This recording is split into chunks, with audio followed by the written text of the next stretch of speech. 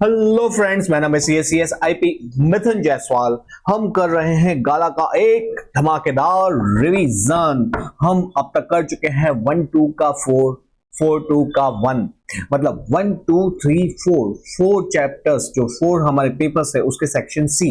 आज हम करेंगे पेपर नंबर 5 का सेक्शन नंबर सी। तो चलो शुरू करते हैं हमारा आज का ये वीडियो। आते हैं हमारे स्क्रीन पे। ओके बेटा, section C paper number 5।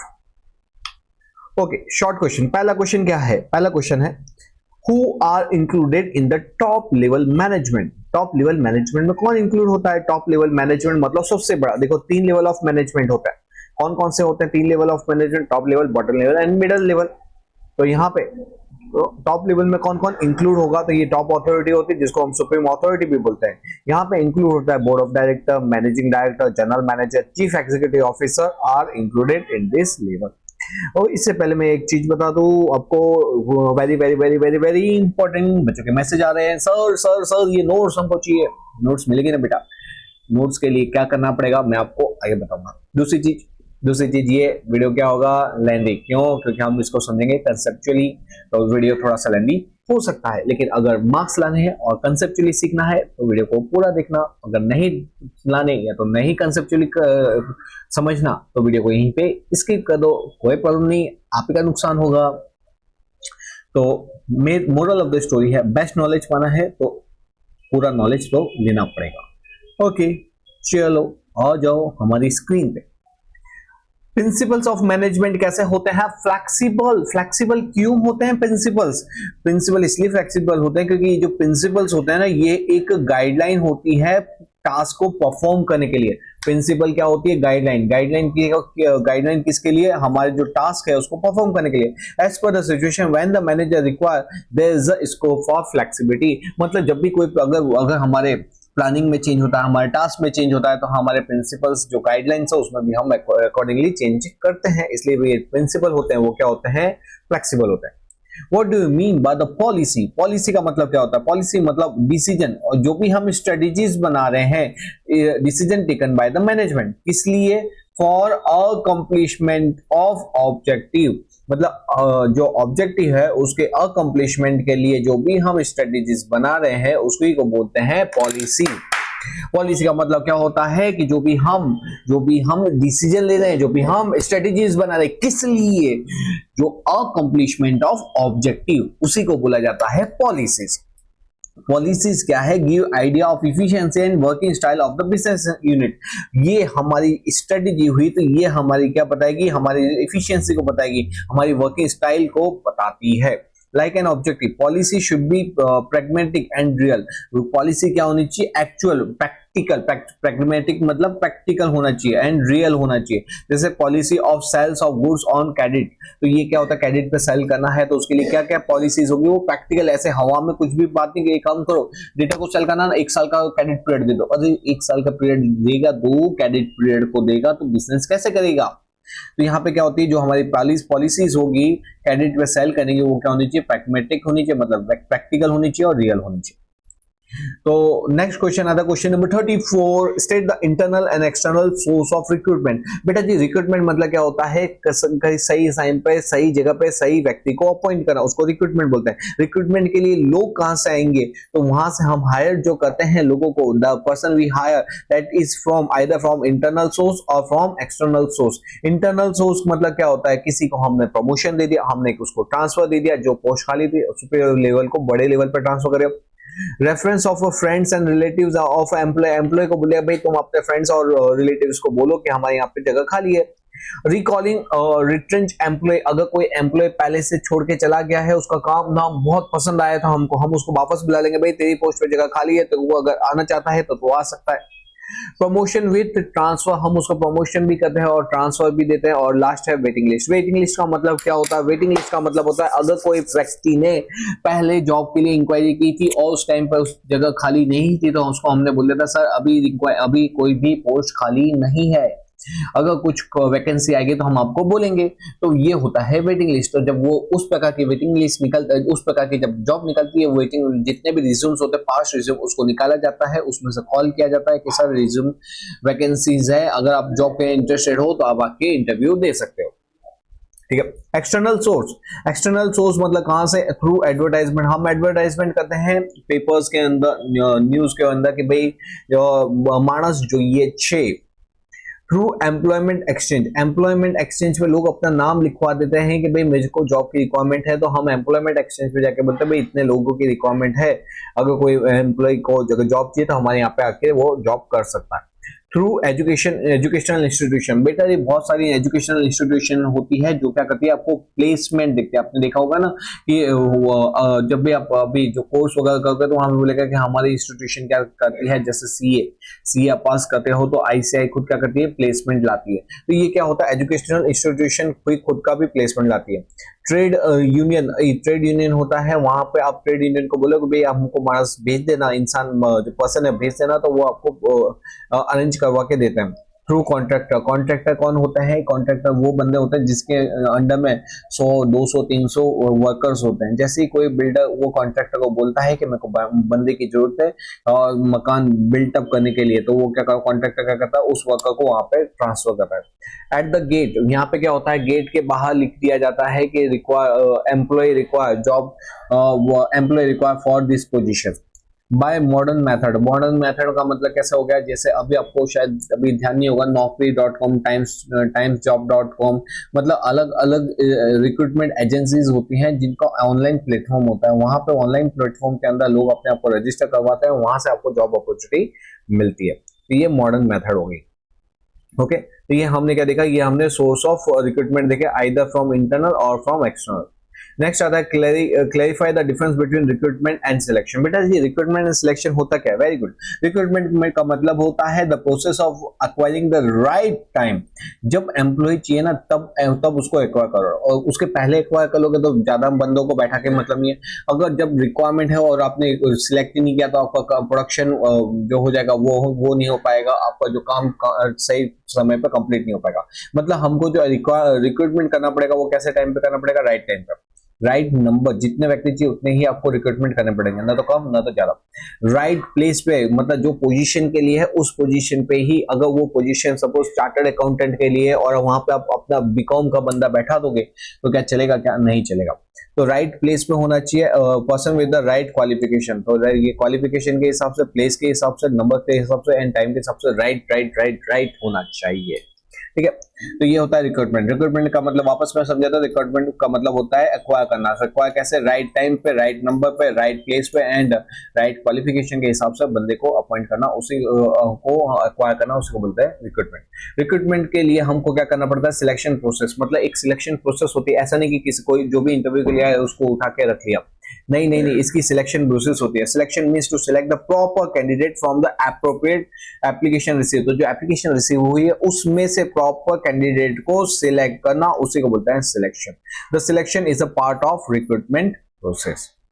Explain the meaning of incentive. Incentive का मतलब क्या होता है? बेटा जी अगर मैं बोलूं कि ये जो पीछे दीवार है ना, दीवार तोड़ के दिखा दो, आप तोड़ोगे? नहीं तोड़ोगे। मैं क्यों तोड़ू भाई, बिना मतलब इतना मजदूरी करने का। लेकिन मैं बोलूं कि इस दीवार को तोड़ो, लाख रुपए दूंगा, आप बोलोगे वाह लाख रुपए मिलेंगे, तो अभी तोड़ता हूँ। जो मिलेगा, जो डंडी, चमची, प्लेट, हथौड़ा जो मिले ना उससे मैं तोड़ूंगा, लेकिन लाख रुपए मिल रहा है ना। इसका मतलब क्या हुआ? इंसेंटिव क्या होता है? एक इंसेंटिव एक एम्प्लॉय को देता है कि भाई तो अगर अच्छा काम करेगा, ओवर टाइम करेगा, बढ़िया काम करेगा तो मैं तेरे को इंसेंटिव देगा। वो इंसेंटिव सुन के उससे वो मोटिवेट होता है और बहुत अच्छा से अच्छा काम करता है। इंसेंटिव का मतलब क्या होता है? Business inspire their worker to maintain their work aptitude. यहाँ पे क्या होता है? बिजनेस क्या करता है? इंस्पायर करना, मोटिवेट करता है देयर वर्कर टू मेंटेन। यहाँ पे बिजनेस चाहता है, इंस्पायर करता है किसको? वर्कर को। क्यों? क्योंकि वो ज्यादा से ज्यादा maintain their work aptitude, high work aptitude रखे, increase their efficiency continuously. Such inspiration call, और वो इंस्पिरेशन कैसे मिलती है? Because of incentive. इंसेंटिव का मतलब क्या होता है? इन दैट विच इनसाइट्स, जो अंदर से जगा दे, वाओ यार दिन का 1000 रुपए मिलेगा, ओ माय गॉड अब देख मैं क्या काम कर रहा हूं। विच इनसाइट्स और have a tendency to insight action, जो एक्शन लेने पे मजबूर कर दे। Incentive increase the worker enthusiasm, such incentive are helpful to employ to achieve their objective. यहाँ पे ये इंसेंटिव क्या करता है, हेल्पफुल करता है एम्प्लॉय को to achieve their objective. There are the two type of incentive, एक होता है फाइनेंशियल, एक होता है नॉन फाइनेंशियल। तो जो इंसेंटिव होता है वो क्या करता है बेटा जी, वो आपको एक एंथुसियाज्म देता है, एक इंसाइट देता है, एक एक्शन को प्रेरित करता है। और वो इंसेंटिव कैसे हो सकता है, वो फाइनेंशियल भी हो सकता है और नॉन फाइनेंशियल भी हो सकता है। फाइनेंशियल मतलब फिनेंस टर्म में होता है, नॉन फाइनेंशियल मतलब अदर बेनिफिट देके होता है। Explain the meaning of the incentive, ये तो हमने कर लिया, sorry. Stages of controlling process, simple है। स्टेज ऑफ कंट्रोलिंग का मीनिंग हम काफी बार देख चुके हैं। इसका स्टेजेस देख लेते हैं। पहले हम स्टैंडर्ड को सेट करते हैं, उस स्टैंडर्ड को सेट करने के बाद क्या करते हैं, इंफॉर्मेशन गैदर करते हैं सब जगह से कि भाई आपने जो काम किया है सब अपने अपने अपनी रिपोर्ट दो। उसको फिर हम मेजर परफॉर्मेंस के, हमने जो स्टैंडर्ड सेट किए थे उसके साथ मेजर कंपैरिजन करते हैं। यहाँ ये रहा कंपेयरिंग, मेजर द परफॉर्मेंस की किस किसने कितना कितना काम किया उसको मेजर करना, और फिर उसको क्या करना, कंपेयर करना with the work done with the standard. और फिर आता है मोस्ट इंपोर्टेंट करेक्टिव एक्शन लेने का। बेटा जी अगर आपने जो स्टैंडर्ड सेट किया था उसी के हिसाब से काम कंप्लीट किया तो यहाँ पे नो चेंज इन कंडीशन, बोले सही जा रहे हो, बढ़िया जा रहे हो, कोई एक्शन लेने की जरूरत नहीं है, लगे रहो ऐसे ही, कीप इट अप। लेकिन क्या होता है, change the condition to remove the deviation. मतलब क्या होता है बेटा जी, यहाँ पे क्या होता है, देखो एक होता है change the condition to remove the deviation और दूसरा होता है change the condition and establish the new standards. मतलब क्या होता है यहाँ पे, अगर आपने जो स्टैंडर्ड्स था उसको अगर प्रॉपर अचीव नहीं किया है तो आप में करेक्टिव एक्शन लेने पड़ेंगे, उसको हटाना पड़ेगा ताकि क्या कर सको, आप प्लान के हिसाब से चीजों को अचीव कर सको। Change the condition to remove deviation, तो जो भी डेविएशन आ रहे हैं उस डेविएशन को हटाना, जो भी प्रॉब्लम्स है या जो चीज जो हमने स्टैंडर्ड सेट किया था उसको अचीव नहीं कर पा रही, उसके बीच में जो गैप आ रहा है एक्चुअल और स्टैंडर्ड के बीच में, तो वहां पे हम क्या करेंगे, जो भी प्रॉब्लम्स है उसको हटाएंगे, डेविएशन को हटाएंगे ताकि हम वो अचीवमेंट को स्टैंडर्ड के साथ मैच कर पाए। लेकिन तीसरा आता है change the condition and establish the new standard. बेटा जी मैंने बताया था आपको कि हमने सोच लिया कि हम रोज के 15 घंटे पढ़ेंगे, सपोज 20 घंटे पढ़ेंगे। अरे बेटा 8 घंटा तो तू सोता ही है, तो तू कैसे 20 घंटा पढ़ेगा, तो क्या ये पॉसिबल है क्या? बोले नहीं सही है, 8 घंटे तो नहीं चाहिए, ऐसे तो नहीं चलेगा। तो यहाँ पे देखो 16 घंटे से कम तो मतलब मिनिमम तो 16 घंटे का, मैक्सिमम तो 16 घंटे का सकता है, 20 तो कोई हालत नहीं होगा। मगर सर खाना पीना उठना बैठना, हाँ तो कौन बोला देखो कि स्टैंडर्ड को सेट करने के लिए 20 घंटे लगा, तो अपना स्टैंडर्ड कितना रख, 10 घंटे रखना दिन का। बोले हाँ सर 10 घंटे तो अच्छी हो सकता है। मतलब हमने क्या किया, हमारा स्टैंडर्ड चेंज किया, हमने वो जो स्टडी का पैटर्न है उसको चेंज नहीं करेंगे। यहाँ पे हमको किसकी जरूरत थी, स्टैंडर्ड चेंज करने की जरूरत है। लेकिन हमने सपोज अपना स्टैंडर्ड रखा है कि सिर्फ कितना घंटा पढ़ने का, 2 घंटे। सर 2 घंटे पढ़ेंगे और 80% लेंगे। अरे बेटा 80% के लिए 2 घंटे इनफ होगा क्या, सोच के देख। नहीं सर 2 घंटे से तो नहीं हो पा रहा, तो अब देखो क्या करना पड़ेगा, मतलब नहीं इसके लिए अब मेरे को रोज के 6 घंटे तो पढ़ने पड़ेंगे, 6 आवर्स पढ़ने पड़ेंगे, तभी मैं 80-85% ला पाऊंगा। मतलब हम क्या करें, अपना स्टैंडर्ड बढ़ा रहे। मतलब या तो स्टैंडर्ड कम, बहुत ज्यादा कम है तो ऊपर करो, और बहुत ज्यादा ऊपर है तो उसको नीचे करो। तो यहाँ पे स्टेजेस ऑफ कंट्रोलिंग के अंदर कौन कौन से स्टेजेस है, पहला है सेटिंग स्टैंडर्ड को सेट करो, दूसरा है गैदर इन्फॉर्मेशन, सब जगह से इन्फॉर्मेशन गैदर करो, फिर उसको मेजर करने का तो उसको कंपेयर करो, कंपेयर करने का तो आपको तीन चीज देखेंगे। फिर पहला, अगर कोई भी डेविएशन नहीं है तो बल्ले बल्ले बल्ले कोई चेंज रिक्वायरमेंट नहीं है। लेकिन अगर डेविएशन आ रहा है, मतलब जो स्टैंडर्ड था उससे बहुत कम है एक्चुअल, तो क्या करना पड़ेगा, यहाँ पे क्या क्या प्रॉब्लम्स है, जो भी प्रॉब्लम्स है उस प्रॉब्लम्स को हटा दो ताकि आप नेक्स्ट टाइम अपना अचीवमेंट को ऊपर कर सको। और थर्ड आ रहा है कि आपने बहुत ज्यादा ही स्टैंडर्ड हाई क्या रखा है या तो बहुत ज्यादा ही लो स्टैंडर्ड का रखा है, तो या तो अगर बहुत ज्यादा हाई स्टैंडर्ड है उसको स्टैंडर्ड को कम करो, और बहुत लो स्टैंडर्ड है तो स्टैंडर्ड को बढ़ा दो। ठीक है, okay next question. Planning is the father of controlling. ऐसा क्यों planning is the father of controlling क्यों है? बेटा जी planning is the father of controlling इसलिए बोला जाता है क्योंकि जो प्लानिंग होता है ना, ये क्या करता है, ये बताता है outline of plan for which activity to be undertaken. Planning बताता है कि क्या काम करना है, कब काम करना है, कैसे काम करना है, वो सब बताता है। तो आउटलाइन या तो प्लान करता है which activity to be undertaken, when, how much time they are required to be completed, for what and for that what resources are required so that the goal can be achieved। तो यहाँ पे क्या क्या चीज resources लगेंगे ताकि हम उसको अचीव कर सकें। जबकि कंट्रोलिंग के अंदर क्या होता है, control is a process to monitor whether the business activity are carried out in accordance with the plan set। मतलब यहाँ पे क्या होता है कि कंट्रोलिंग आता है जब हम प्लानिंग कर देते हैं, एक्टिविटी कंप्लीट हो जाती है, फिर हम उसको मॉनिटर करते हैं कि भाई हमने जो प्लान सेट किया था उसके अकॉर्डिंग काम हुआ कि नहीं। Set standard and given instruction if deviation are found corrective actions are taken. तो यहाँ पे क्या करते हैं कि हम जब एक्चुअल को फिर हम स्टैंडर्ड के साथ मैच करते हैं, वहां पे देखते हैं कि क्या क्या डेविएशन, उस डेविएशन को क्या करते हैं, रिमूव करते हैं। Controlling exist because of planning. अब बेटा जी कंट्रोलिंग होगा अगर प्लानिंग होगा, अगर प्लानिंग होगा तो कंट्रोलिंग होगा। Controlling keep on check of the activity. Controlling का काम ही क्या है, एक्टिविटी के ऊपर चेक करते रहना कि ढंग से काम हो रहा है कि नहीं हो रहा।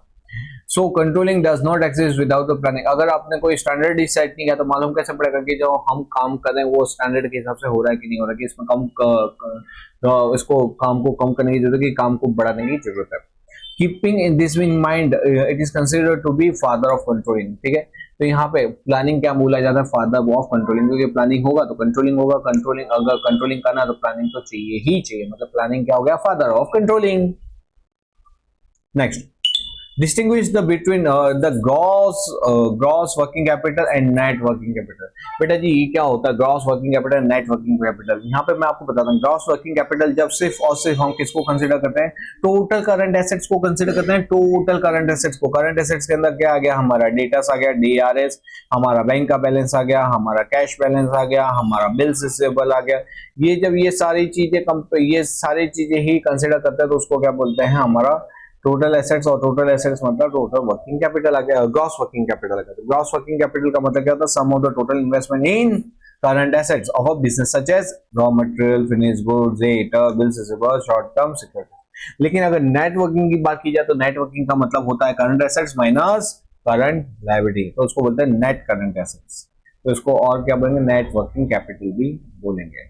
Okay, what is unorganised money market. बेटे जी मनी मार्केट होता है ना, वो दो प्रकार का होता है, एक होता है ऑर्गेनाइज और एक होता है अनऑर्गेनाइज। ऑर्गेनाइज का मतलब होता है जो कोई मनी मार्केट गवर्नमेंट के द्वारा चलाया जा रहा है, रूल्स रेगुलेशंस हो रहे हैं, जहां पे कोई किसी से चीटिंग वगैरह नहीं कर सकता, वहां पे कानूनी आपके सामने एक्शन ले लिया जाएगा अगर आप उसके आप रेगुलेशन को फॉलो नहीं करें, रूल्स रेगुलेशन को फॉलो नहीं करें।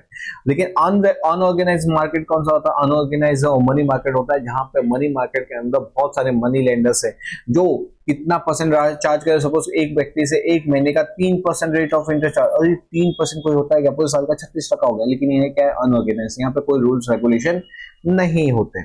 ओके, तो अनऑर्गेनाइज मनी मार्केट मतलब क्या होता है, there is no regulation of any centralised institution on it. The activity कैसे यहाँ पे अंडरटेकन की जाती है, are carried out without any rules regulation. यहाँ पे कोई भी प्रकार का रूल्स रेगुलेशन नहीं होगा। The market of money consist of money lender. यहाँ पे क्या होंगे, मनी लैंडर, बहुत सारे जो पैसे देने वाले सेल्फ जो मतलब मनी लैंडर्स होंगे। ठीक है, लैंडलॉर्ड्स होंगे, पॉन होंगे, इंडिजीनियस बैंकर्स होंगे, शॉप्स होंगे। तो ये जो मनी लेंडर ये अपनी कैपेसिटी में काम करते हैं, इसको गवर्नमेंट या तो कोई भी रूल्स रेगुलेशन से कोई मतलब नहीं है। There is a lack of coordination among all of this. ये इनके बीच में कोई भी प्रकार का कोऑर्डिनेशन नहीं होता।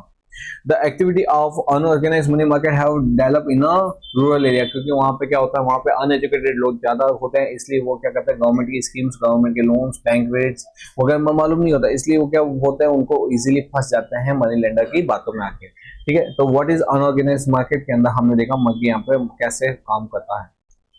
ठीक है, next, give the explanation of a marketing concept. Marketing concept क्या होता है, मार्केटिंग कंसेप्ट क्या होता है वो देखो, एक मिनट चलो। ओके, बेटा जी मार्केटिंग कॉन्सेप्ट क्या होता है, बेटा जी मार्केटिंग है ना सबसे मॉडर्न कंसेप्ट है ऑफ ऑल ऑफ वो।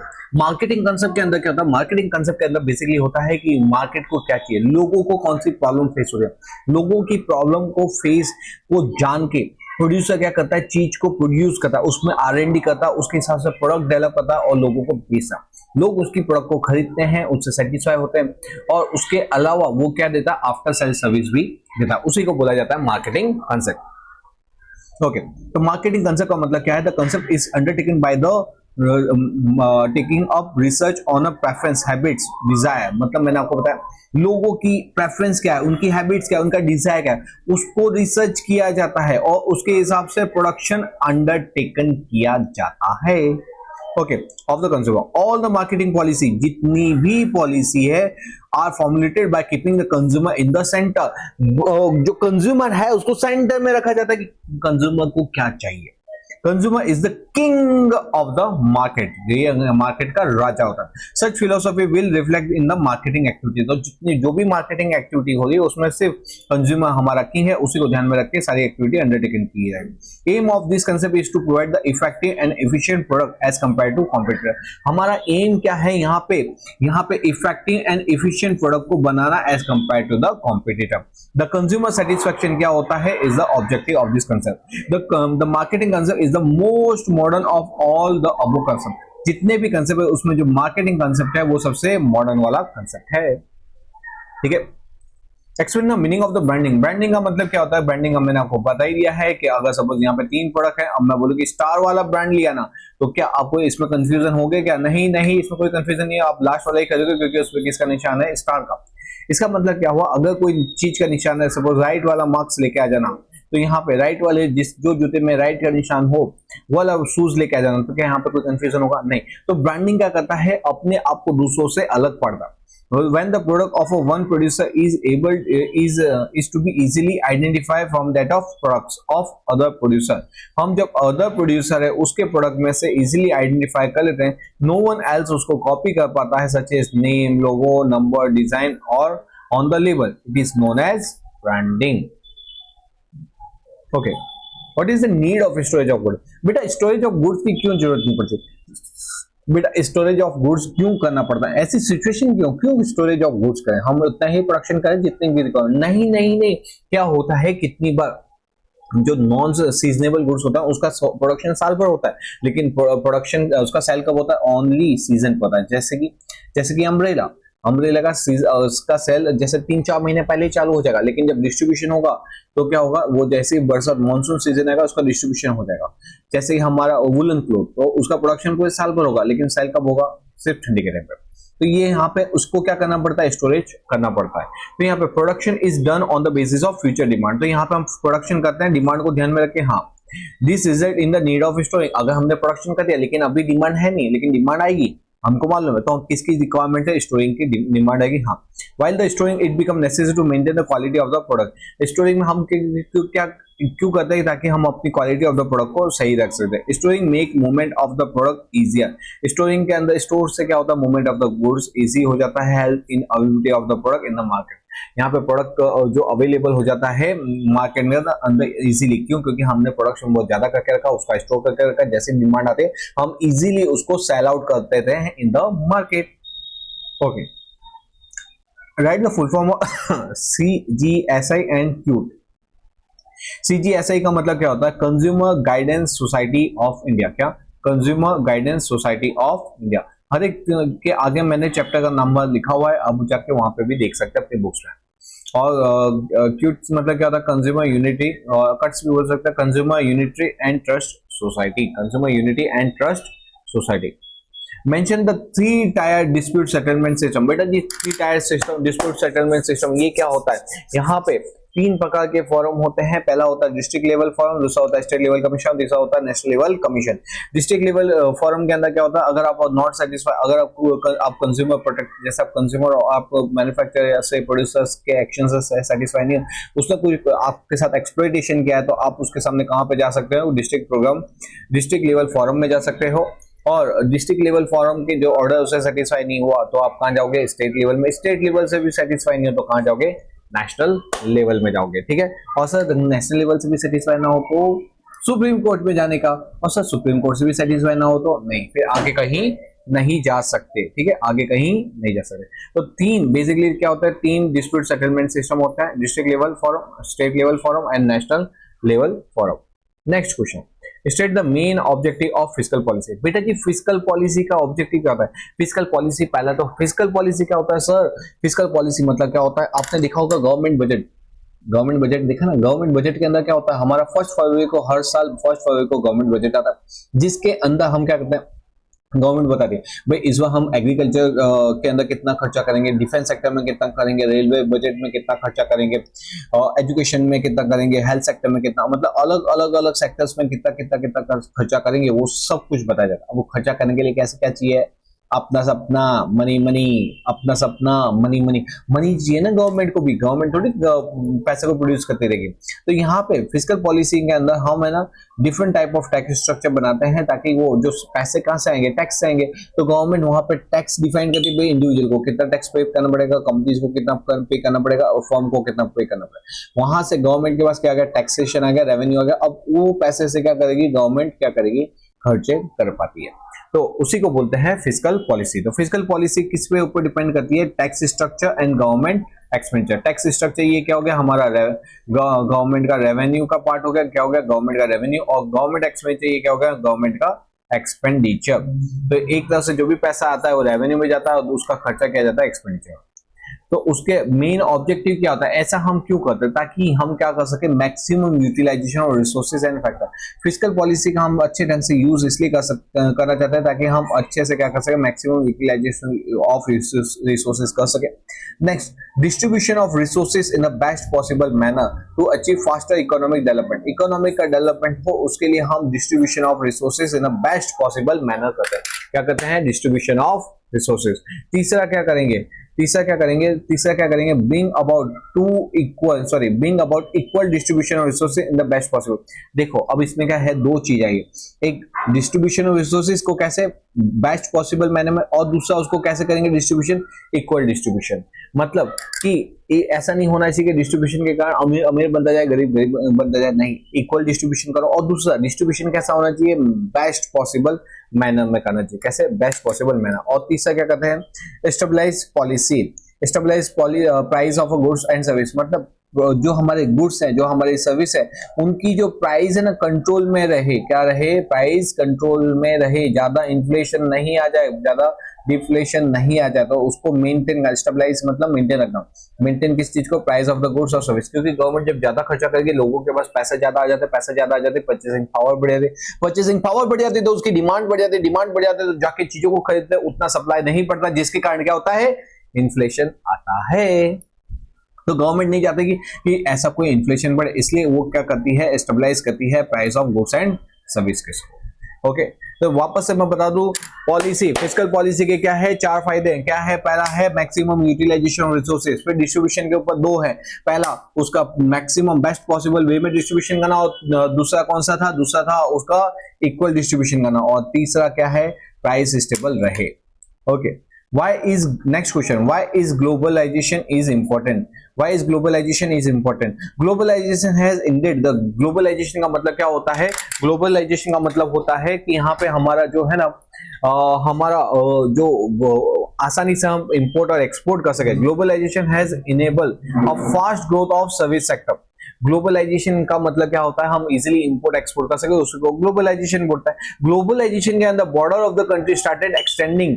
मतलब ये जो बॉर्डर्स ऑफ एक कंट्री दूसरी कंट्री तीसरी कंट्री क्या करती है, अपनी सर्विसेज और प्रोडक्शन को, अपने गुड्स को इजीली ट्रांसफर कर पाती है। मतलब हमारे जो बॉर्डर है वो एक्सटेंड हो जाता है। Banking, insurance, transportation, communication and other services क्या होती है, exported to the other countries. और ये जो पूरा ग्लोबल है वो श्रंक हो जाता है किसके अंदर, ग्लोबल विलेज के अंदर। तो जो वर्ल्ड है वो श्रंक किसमें हो जाएगा, ग्लोबल विलेज। मतलब पूरा एक ग्लोबल है वो एक गांव बन जाता है। जैसे कि गांव के अंदर इजीली आप कहीं पे भी जाके कोई भी चीज परचेस सेल कर सकते हो, वहां पे कोई प्रॉब्लम नहीं, सबको सब कुछ मालूम हो जाता है कि गांव के अंदर कौन कहाँ है, कौन क्या चीज बेच रहा है, पूरा डिटेल मालूम होता है। वैसे ही एक वर्ल्ड भी क्या हो जाता है, ग्लोबल विलेज की तरह कन्वर्ट हो जाता है। कब, जब ग्लोबलाइजेशन आ जाता है। ठीक है, तो बेटा जी यहाँ पे हमने हमारा पेपर नंबर 5 का सेक्शन नंबर सी बड़े ही ढंग से और जबरदस्त तरीके से कंप्लीट किया। अच्छा लगा हो तो वीडियो को लाइक करो, और अपने एक फ्रेंड के साथ, सिर्फ एक फ्रेंड के साथ इसको जरूर से शेयर करना। फालतू चीजें तो बहुत ज्यादा शेयर करते रहते हैं, लेकिन एक अच्छा वीडियो शायद किसी की जिंदगी में, किसी की लाइफ में, किसी को पढ़ाई में बहुत ज्यादा मदद कर सकता है। तो अपने जो भी ग्रुप सर्कल हो उसके अंदर जरूर से भेजो इसको, ताकि उसको भी क्या हो, उसको भी मदद मिल सके। अब बात आती है, सर वो जो नोट्स के बारे में आपने बोला था उसका क्या हुआ? बेटा जी नोट्स के बारे में मैं आपको नोट्स जब ही दूंगा जब आप क्या करोगे, 100 लाइक्स का टारगेट है मेरा। कितने लाइक्स का? 100 लाइक्स और 100 कमेंट्स करो। Sir I want your notes, sir I want your notes, please share your notes. एक बार मांगो, ताकि मुझको मालूम पड़े कि हाँ आप दिल से नोट्स चाहते हैं, तो मेरे को भी दिल से देने में मजा आएगा। क्या होता है कोई चीज ऐसे मिल जाती है उसकी वैल्यू नहीं होती। अगर आप मांगोगे कि सर ये नोट्स यार मजा आ रही है, अच्छा लग रहा है, आप नोट्स एक बार दे दो, तो मेरे को भी देते हुए खुशी होगी कि हाँ चलो किसी के काम आएगी। तो मेरे को भी तो मालूम पड़ना चाहिए कि नोट्स बच्चे को डिमांडिंग है। तो मैं आपके कमेंट का वेट करूंगा। कितने कमेंट चाहिए मेरे को? 100 कमेंट्स तो मिनिमम चाहिए। उससे ऊपर जिस जिस को चाहिए सब फटाफट लिखते जाओ, मैं बताऊंगा फिर कि कैसे मिलेगी, लेकिन नहीं आएगा तो नहीं मिलेगी। सो सर मेरे को चाहिए, बाकी किसी ने रिप्लाई नहीं किया तो अरे तू तो रिप्लाई कर देना, तेरे जैसे बाकी सब बच्चे भी वैसे ही सोचेंगे। इसलिए ये मत सोच के दूसरे रिप्लाई करेंगे कि नहीं करेंगे। आपको अच्छा लग रहा है वीडियो, उसको लाइक करना। आपको नोट चाहिए, आप लिखो sir please share the notes. Okay चलो मिलते हैं कुछ ऐसे ही इंटरेस्टिंग वीडियो के साथ नेक्स्ट टाइम। टिल देन पढ़ते रहिए, आगे बढ़ते रहिए। चलो बेटा, bye bye, see you again.